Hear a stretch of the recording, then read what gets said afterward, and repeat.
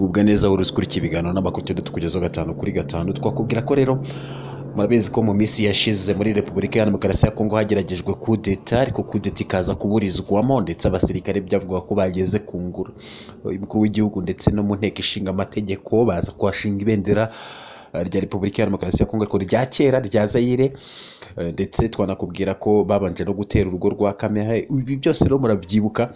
Kuri ubu rero abanyamerika batatu barashinjwa gufasha n'ubundi maranga gushaka gukora kudeta muri Repubulika Iharanira Demokarasi ya Kongo. Hagati twakubwira ko n'ubundi Kinshasa igipolisi cyaburijemo imyigaragambyo bamagana ubuzima bugoye, aho ni mu gihe ubuzima bukomeje guhenda aho muri Repubulika Iharanira Demokarasi ya Kongo. Naho Amerika yagitse kudeta yapfubye muri Repubulika ya Demokarasi ya Kongo ku gihugu cy'u Rwanda. Ibi byose nibyo tugiye kuba tugarukaho gatanu kuri gatanu. Utari wakora subscribe ugakora share, ikindi ugatera comment ku biganiro n'amakuru tugenda tukugezaho.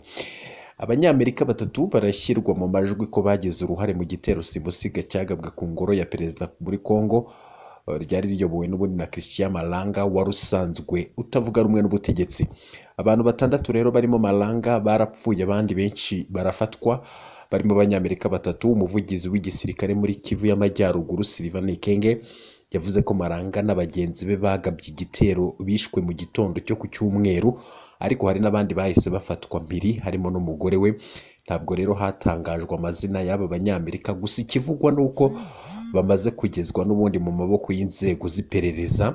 Iki gitero rero kikimara kugabwa n'ubundi ambasade ya Amerika muri Repubulika Iharanira Demokarasi ya Kongo yavuze ko igiye kugirana ibiganiro na leta mu rwego rwo kurwanya iterabwoba. Gusa hari amakuru avuga ko hari abandi banyamahanga bari bari inyuma ya Malanga bashoboraga kuba barishwe cyangwa se bashobora kuba barishwe. Umugore wa Malanga rero yatakambiye leta ya Kongo ko yamusubiza umuhungu we agakomeza ibijyanye n'umupira yahozemo, ngo kuko yari yarakurikiye se atazi ibyo agiyemo, bityo ko ngo ari umwere.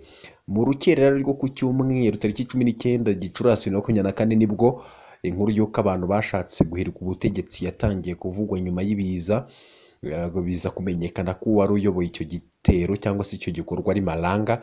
Iri tsinda rero n'ubundi ryabanje kugaba igitero ku rugo rwa Vital Kamerhe, bica abapolisi babiri ndetse n'abarurindaga birumvikana, bakomeza mu ngoro y'umukuru w'igihugu akoreramo, n'umukuru w'igihugu cya Repubulika Iharanira Demokarasi ya Kongo, nk'uko n'ubundi byagiye bigenda bigarukwaho. Agato twakubwira ko n'ubundi hari abatangiye kwegeka n'ubundi iyo kudeta ku gihugu cy'u Rwanda. Uti bimeze bite?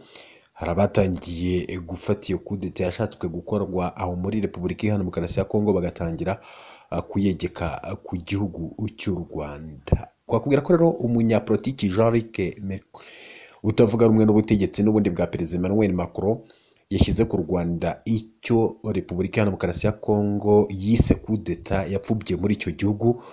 Twakubwira ko rero n'ubundi mu rukerera rwo ku Cyumweru tariki ya 19 Gicurasi cyangwa se ukwezi kwa gatanu nibwo itsinda ry'abagabo babarirwa muri za mirongo ryagabye igitero ahakorera ingoro y'umukuru w'igihugu muri komine Gumbe Kinshasa. Aba kandi n'ubundi banateye urugo rwa Vital Kamerhe nk'uko twabigarutseho. Nyuma y'iki gitero rero ingabo zo mu mutwe urinda perezida wa Repubulika ya Demokarasi ya Kongo byabaye ngombwa ko zihangana na bariya bagabo, bamwe bafatwa mpiri abandi barapfa. Amashusho rero yagiye ashyirwa hanze yerekana bamwe mu bari bafashwe mpiri bagizwe intere, abandi barimo bahatwa ibibazo. Mu bishwe rero harimo witwa Christian Malanga, ni umunyapolitiki akaba umunyakongo wahoze aba muri Leta Zunze Ubumwe za Amerika, ari nawe wari uyoboye ririya tsinda. Guverinoma ya Repubulika ya Demokarasi ya Kongo rero mu itangazo yasohoye ku Cyumweru yavuze ko mu bwagabye kiriya gitero harimo n'abanyamahanga benshi. Leta Zunze Ubumwe za Amerika biciye muri ambasaderi wazo i Kinshasa yavuze ko mu bagabye n'ubundi kiriya gitero igisirikare cya Repubulika ya Demokarasi ya Kongo cyise kudeta cyaburijemo harimo n'abaturage bazo. Mu gihe Repubulika Iharanira Demokarasi ya Kongo rero itigeze igaragaza ko u Rwanda hari aho ruhuriye na kiriya gitero, uyu Jean-Luc wahoze ari umudepite mu nteko ishinga amategeko y'Ubufaransa yihutiye n'ubundi kuyishyira cyangwa se kugishyira ku Rwanda n'inshuti zarwo. Yifashishije urubuga rwa X rwahoze rwitwa Twitter yagize ati nshyigikiye byuzuye inzego za Repubulika Iharanira Demokarasi ya Kongo na Perezida Tshisekedi batsinze igerageza rya kudeta ryakozwe n'abakozi b'abanyamahanga bafite aho bahuriye n'u Rwanda ndetse n'inshuti zayo. Uyu munyapolitiki cyakora nta kimenyetso na kimwe yigeze agaragaza cyerekana koko ko u Rwanda rwaba rufite aho ruhuriye na Maranga ndetse na bagenzi be. Ubutumwa rero bwakurikiwe n'ibitekerezo byinshi by'abakoresha X bwamaganiriye kure ubwo kurega u Rwanda ibinyoma. Si ubwa mbere Jean Luc rero yibasira u Rwanda, kuko kuva umwuka waba mubi hagati ya Kinshasa na Kigali ari mu bakunze kwenyegeza ibirego by'uko u Rwanda rufashe M23 ndetse rukaba runafite ingabo muri Repubulika ya Demokarasi ya Kongo. Uyu mugabo kandi yakunze gusaba ko u Rwanda rwafatirwa ibihano arushinja kuvogera ubusugire bwa Repubulika ya Demokarasi ya Kongo no gukorera ubwicanyi ku butaka bwayo, nk'uko byagiye n'ubundi bivugwa mu bihe bigiye bitandukanye. Kuva rero umwuka mubi watangira kuzamuka hagati y'igihugu cy'u Rwanda n'igihugu cya Repubulika ya Demokarasi ya Kongo, kubera ko igihugu cya Repubulika ya Demokarasi ya Kongo gishinja igihugu cy'u Rwanda gushyigikira no gufasha umutwe wa M23 urwanya ubutegetsi bwa Kongo. Hagati y'igipolisi cyaburijemo imyigaragambyo y'abamagana ubuzima bugoye ni Kinshasa. Ihuriro ry'abaturage ryigaragambije kuri uyu wa mbere Kinshasa ryamagana imibereho mibi y'abaturage mu rwego rw'ubukangurambaga bwiswe Tolembi Pass. Tukakubwira ko rero abapolisi n'ubundi bagerageje guhagarika iyo myigaragambyo, ndetse abapolisi bari bateranye maze bigaragambya bagera ku 10 batabwa muri yombi, nk'uko iyi nkuru ikomeza ibivuga. Kuri Jean Claude Katendere, perezida w'ishyirahamwe rya Afurika riharanira uburenganzira bwa muntu, yavuze ko iritabwa muri yombi nyine ntaho rihuriye no kugendera ku mategeko. Kubwe rero abakorera sosiyete sivile ntabwo ari banzi b'ubutegetsi. Yanditse ku rubuga rwa X ati buri wese azi ko imibereho idashoboka kwihanganirwa cyangwa se kwihanganirwa mu gihugu. Kwamagana iyi mibereho binyuze mu rugendo rw'amahoro ntabwo ari icyaha. Amakuru aheruka avuga ko rero impirimbanyi zatawe muri yombi zifungiwe kuri sitasiyo ya polisi mu ntara zitandukanye, aho n'ubundi muri Repubulika Iharanira Demokarasi ya Kongo. Komeza rero bane natwe mu biganiro n'amakuru cyenda tukugezaho, tukubwira ngo utari wakora subscribe, komeza kuranga umutekano muke mu burasirazuba bwa Repubulika Iharanira Demokarasi ya Kongo. Leta zunze ubumwe za Amerika rero zagiye zigaragaza uruhande rwarwo muri ayo makimbirane, kuko mu minsi yashize murabizi ko Leta zunze ubumwe za Amerika zasabye impande zombi guhagarika cyangwa se gutanga agahinge k'imirwano mu burasirazuba bwa Repubulika Iharanira Demokarasi ya Kongo, kagiye kava ku minsi runaka kakongerwaho iminsi runaka. Ibyo murabyibuka ko rwose Leta zunze ubumwe za Amerika zasabye yaba uruhande rwa M23 ndetse n'urwa FARDC kuba batanze agahinge k'imirwano. Icyo gihe hari harimo no gucyurwa n'ubundi ingabo z'umuryango w'abibumbye ziri muri icyo gihugu cya Repubulika Iharanira Demokarasi ya Kongo, zari zaragiye kugarura amahoro mu burasirazuba bwa Repubulika Iharanira Demokarasi ya Kongo. Kuri ubu rero perezida w'u Rwanda Paul Kagame nyine yavuze ko imyitwarire ya Amerika mu gukemura ikibazo kiri mu burasirazuba bwa Repubulika Iharanira Demokarasi ya Kongo, imyitwarire ikwiye kuranga Amerika mu bibazo bya Repubulika Iharanira Demokarasi ya Kongo mu mboni za perezida wa Repubulika y'u Rwanda Paul Kagame. Hagati aho turakubwira ko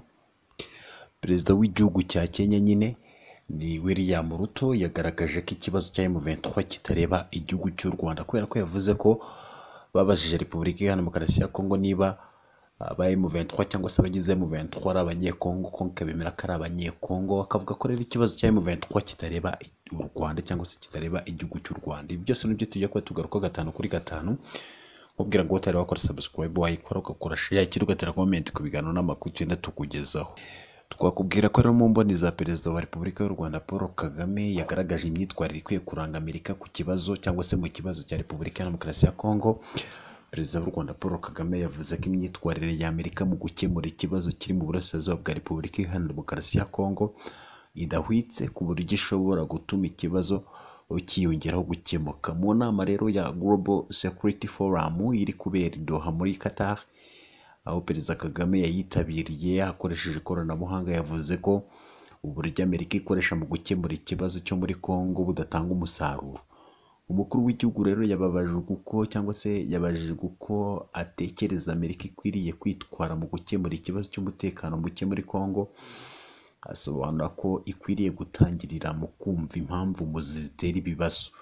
yavuze ko aramutse aganiriye n'umunyamabanga wa Amerika ushinzwe ububanyi n'amahanga wa Amerika Anthony Blinken yamubwira ko hari byinshi igihugu cye gifite ubushobozi bwo gukora mu gukemura ikibazo cya Kongo. Ati natangira mbabwira ko bakora byinshi cyane kurusha ibyo bakora kuko mu by'ukuri nta kintu bari gukora.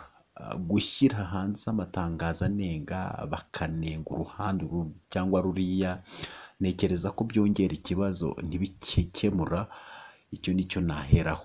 Perezida Kagame rero yavuze ko ibibazo byose bigira impamvu muzi, akavuga ko bidakwiriye rero kuba Amerika ishaka gukemura iki kibazo ariko ntishake guhera ku mpamvu muzi. Ati kandi kuri buri kibazo haba hari impamvu muzi zigitera, icyo ukora gusa ni ukureba kuri izo mpamvu muzi n'ikibazo icyo ari cyo cyose, noneho ugakorana n'impande ziri muri icyo kibazo mu gukemura ibikeneye gukemurwa, noneho ukagabanya za politiki, inyungu zivamo n'ibindi. Yavuze rero ko guca ibibazo hejuru atari byo bibikemura, hasobanura ko mu gihe impamvu muzi z'ibibazo zidasuzumwe, ibyo bibazo n'ubundi bigumaho. Yongeyeho ko ubushobozi bwo gukemura ibi bibazo buhari mu gihe ubushake bwaba buhari. Ati bimwe muri ibi bibazo ntabwo bigenda gutyo gusa,